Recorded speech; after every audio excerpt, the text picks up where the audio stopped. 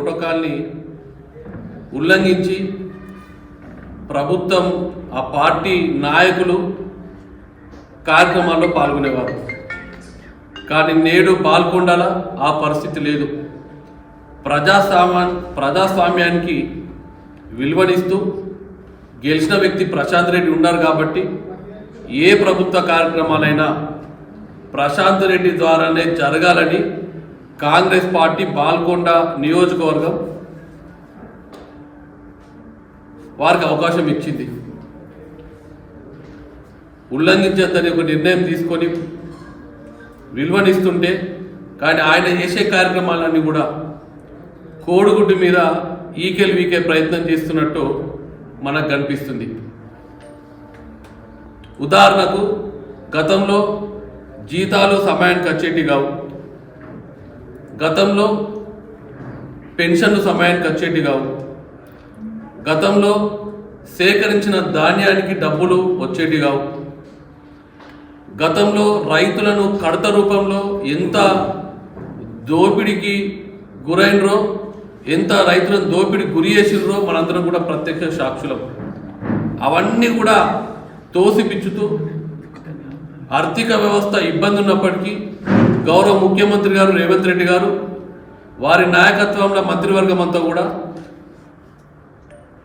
ఈ యొక్క ఆర్థిక వ్యవస్థను గాడిలో పెట్టి మనకు మంచి ఫలితాలు ఇస్తున్నాయి, మనందరూ కూడా కనిపిస్తున్నాయి.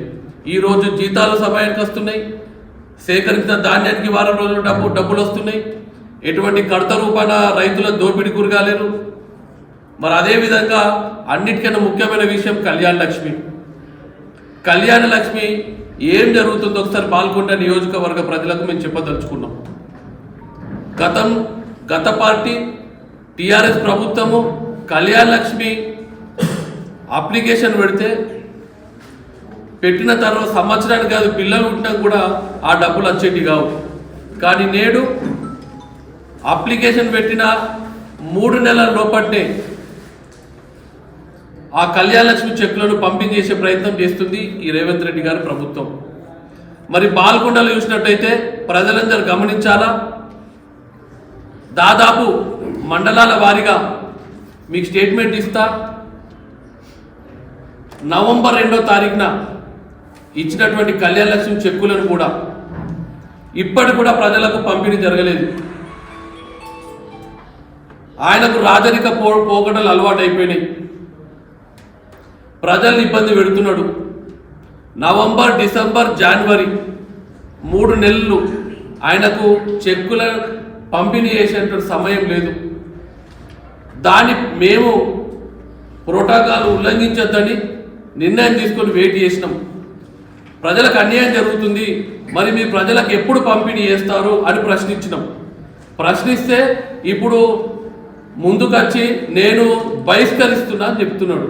మరి 3 నెలల నుంచి ఏం చేసినావు, ఏడగడ్డి విఘ్నం అని అడుగుతున్నా ప్రశాంత్ రెడ్డి. ప్రజల్ని ఇబ్బంది గురి చేయకు, ప్రజాస్వామ్యాన్ని అపహాస్యం చేయకు.